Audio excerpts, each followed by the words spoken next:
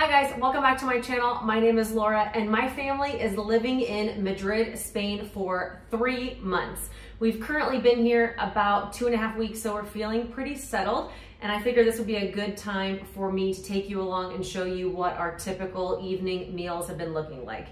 We've been eating a carnivore diet for 6 years, and my husband, for pretty much the entirety of that 6 years, has been eating 1 meal a day.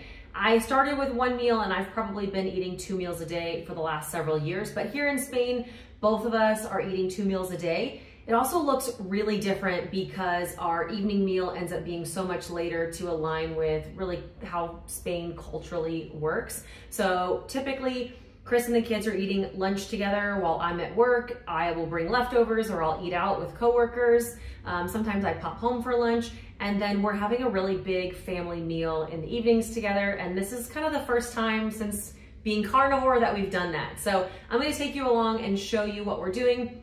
We bought an air fryer once we got here. This little kitchen has an oven, a stove, and a microwave, but we figured an air fryer was gonna be key for keeping up with cooking lots of meat. So tonight, we are gonna make this chuletón de vaca, which is, I think it's gonna be like a ribeye, but it looks more like a really thick chuck eye.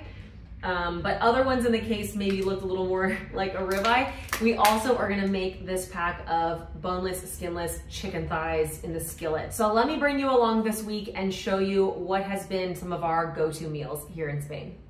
In addition to the chicken and the steak, I also found some pepperonis. This chorizo is very popular here, but Nathaniel was excited that we found pepperonis. But what's most popular here that we've been eating a ton of is this jamón. So this will be a really good side dish to our steak and chicken.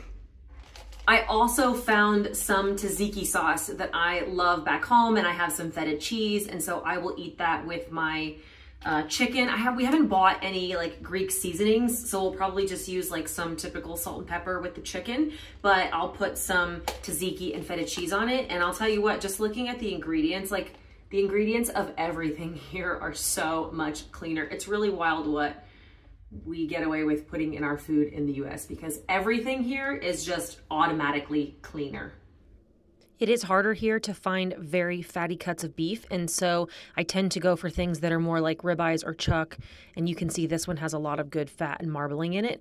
They sell a lot of whole chickens and chicken leg quarters here, but today I'm going to be using some boneless, skinless chicken thighs.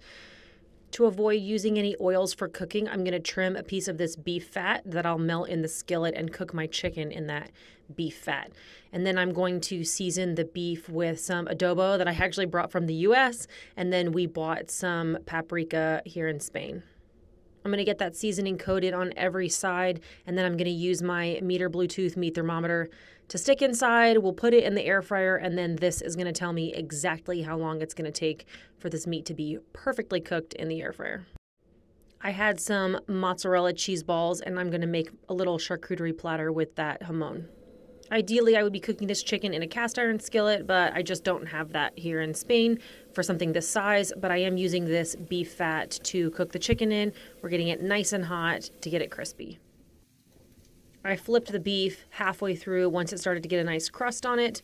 And same with the chicken. I wanted to get it nice and golden brown. I ended up adding a little bit of all-purpose seasoning that we had brought with us from the States as well. And here is our final meal. We have a chuck steak. We actually cooked a little bit of skirt steak just because it wasn't quite enough beef for us. We have some chicken thighs and a little charcuterie board as a side, and the kids had some vegetables to go along with it. Trust me, there is nobody that has criticized air fryer steaks more than me, but I have learned here that they're actually not that bad. So maybe we'll end up doing these when we get home too. I think the key though is that the thicker the steak, the better it works out in the air fryer. If it's really thin, you're not gonna get this good crust on the outside. So something that's a little bit thicker like this is working pretty well for us. I'm out here on our little balcony on our Madrid apartment to let you know that this video is sponsored by Element. Element is the electrolyte drink mix that our family uses every day. One of the things that I'm realizing being here in Spain is that their water is very mineralized already, and their tap water is like some of the best tap water in the world. But in the US, our tap water is so overly filtered, our bottled water is so overly filtered that it strips out all of those natural minerals and electrolytes that we need, which is why adding something like Element is really important to keep you hydrated. The unflavored version has no sweeteners in it whatsoever. It's just sodium, potassium, magnesium, and it's just this perfect balance of minerals and electrolytes as I'm walking so much here in Spain when it's hot, just to keep everybody really hydrated.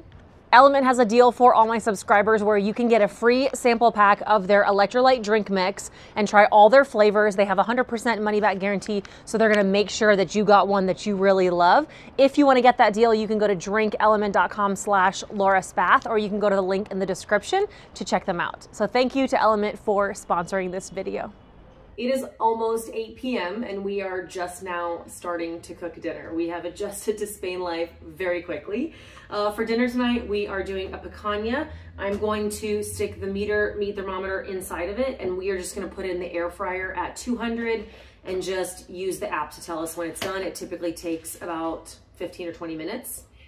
Also, I said 200 degrees, that's Celsius. So basically it's like wherever your air fryer maxes out. I've already switched everything over to like 24-hour time in Celsius. So if I was at home, I would have cooked this on 400.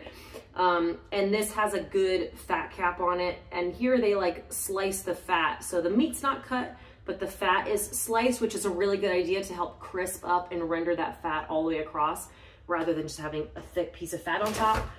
I am going to have this skirt steak, which is 1/3 of a kilogram, which is about 3/4 of a pound. And then we also have this piece of Iberico Secreto, which is like, Iberico is the Wagyu of pork, essentially. So it's, look at this is pork and it's extremely marbled. Well, on the Iberico pork, the pigs, there's this special cut called the Secreto, and we have never had this before. So we're just gonna cook this in a skillet, fry it hot and fast, and then use a meat thermometer to make sure that we get it to about 145 Fahrenheit when it's finished, and that should be unbelievable.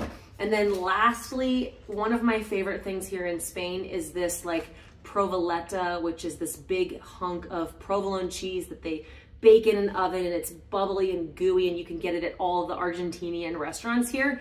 Well, we found this in the grocery store. So I bought a little mini cast iron skillet. I'm gonna take this provolone cheese and we're gonna put it in the oven so I have some like bubbly, gooey cheese to eat with my steak tonight. I think in the US, you could do this if you went to the deli counter in the grocery store and asked for like a 1/2-inch thick cut of provolone cheese. Well, I'm gonna test this when I get back to the US, but you guys should test it now and see, can you just get a thick slice of provolone and then bake it in a little mini skillet in the oven for like, I'm guessing it's gonna take about 10 minutes to get the same result. You could use a little Italian seasonings, would be delicious, or you could just try it plain also. Our kitchen here in Spain is nice and cozy, and it doesn't have a lot of counter space, so we've had to get pretty creative as far as how we're cooking. We use the air fryer and the oven and the griddle kind of all in the same meal, and then as you can tell with counter space, we've had to use some flexibility here, but we have 2 skillets going for some beef, that skirt steak. We had Chris's picanha in the air fryer, and then we were doing the pork on the skillet. We have the cheese and the asparagus in the oven. As the meat is all resting, the cheese and the asparagus are just finishing up, but look at that bubbly cheese and some asparagus for the kids. This cheese has become an absolute staple for us here in Spain. We get it as an appetizer at all the restaurants, and then we make it at home multiple times a week. But look at this air fryer picanha, sliced it up. It took about 15 to 20 minutes, and we just keep an eye on it from the meter to know when it's gonna be perfectly medium rare. From the picanha and the pork, the kids picked which meat they wanted, and then they also got to pick if they wanted a vegetable. Chris always loads his up with hot sauce, had a little bit of both, and mine was with the cheese and the pork and beef as well.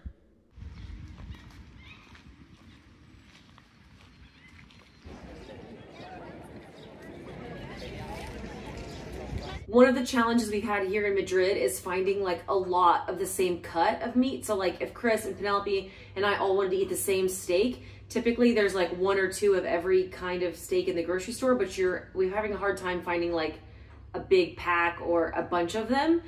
So we end up kind of doing a mix and match for dinner, which kind of works because we enjoy eating like a variety of meats for dinner. But tonight we are going to put our true kitchen to the test. We had some power issues originally where we couldn't run like the washer and the oven or the air fryer and couldn't run two things at the same time, but they've increased the power to our apartment. So we're going to put things to the test tonight. We're going to run the air fryer and the stove and the oven all at the same time. We are going to do chicken legs, and we love doing these in the air fryer, but tonight we're actually going to do them in the oven just because we need the air fryer for something else. So just use a little salt, a little all-purpose seasoning in a 400-degree oven, which it's on 200 Celsius right now, so somewhere around there. And then we're going to do probably for about 25 minutes until these are cooked all the way through and the skin is crispy.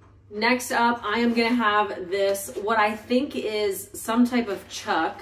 And here in Spain, they love to slice everything. So this piece of meat is sliced, and actually I don't even know, is it sliced? No, it's not even sliced all the way through. So yeah, a lot of the cuts are labeled differently than what I'm used to, so we can kind of just tell this is clearly like a chuck steak from part of the chuck eye, and then it is sliced through. I'm probably going to just cook it into a skillet hot and fast to get a good crust on this side and then the other side. And then I figured because it's already into these strips, it'll be delicious with some fried eggs and a runny yolk, and then I will dip the steak strips into my eggs. So I'm gonna have a little steak and eggs with my chicken leg, and I'll do that in the skillet. And then at the same time, Chris is gonna cook a picanha for himself in the air fryer. So we're using everything, but it's gonna turn out delicious. One thing that was really different for us to get used to is that they don't refrigerate any of their eggs here in Spain. So you walk into the grocery store and there's just this huge rack of eggs sitting out in one of the aisles. And so we just store our eggs now on the countertop in our apartment. And actually the same is true with milk. This is just a rack of all of the different normal cow's milks sitting in the middle of the grocery store, not refrigerated. We've been using the opportunity for us cooking inside in the kitchen a lot more for Penelope to start really practicing and getting used to cooking. She's been having a lot of fun with it. The picanha's in the air fryer and the chicken is resting once it came out of the oven. And now that my steak is going to finish up here in just a couple of minutes, I'll cook the eggs in this same skillet afterwards. And then the final result is all my favorite food groups. I have steak and chicken and eggs. What time is it? 8:50. It's 8:50. We are just sitting down to dinner and it's still light out. Spain is aligned with all of the Eastern times. So it's kind of on the wrong time linearly, I guess. So the point is it stays dark or light out really late here. So it doesn't feel weird that we're eating dinner at 8 o'clock at night, does it? 9, it's almost 9. No. Look how yellow those yolks are. We don't see eggs like that back home, do we?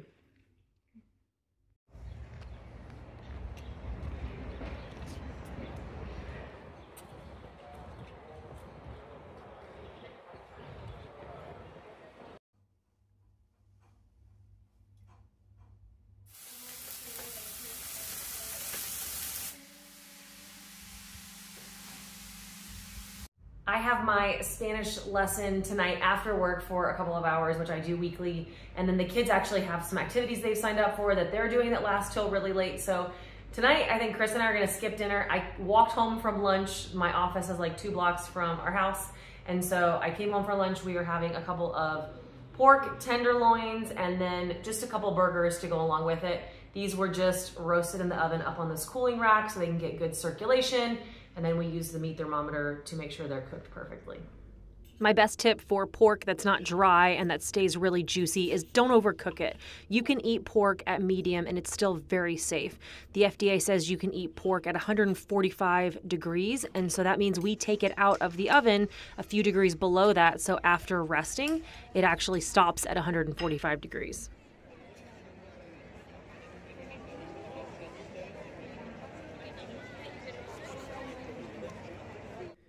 Dinner tonight is a couple of these top sirloin steaks that we found that had some good marbling in them, and then this nice fatty New York strip Chris is going to eat. We also got some chicken wings that were already cooked from like the grocery store deli section. They don't have any sugar or any sweetness or even any sauce on them. There's just some adobo seasoning that's on there. And then, of course, provolone cheese. So we're doing all 3 steaks in the air fryer. Because these steaks are thinner, I actually am going to do them mostly in the air fryer at 200 Celsius, which is almost 400 degrees Fahrenheit. And then they're not going to get as good of a crust on them in the air fryer. So we're going to finish them just for a few seconds at the end in the skillet so that they get a crust. We just used a little butter to help give them some flavor and char at the end. And of course, this delicious provolone cheese took about 10 minutes in the oven.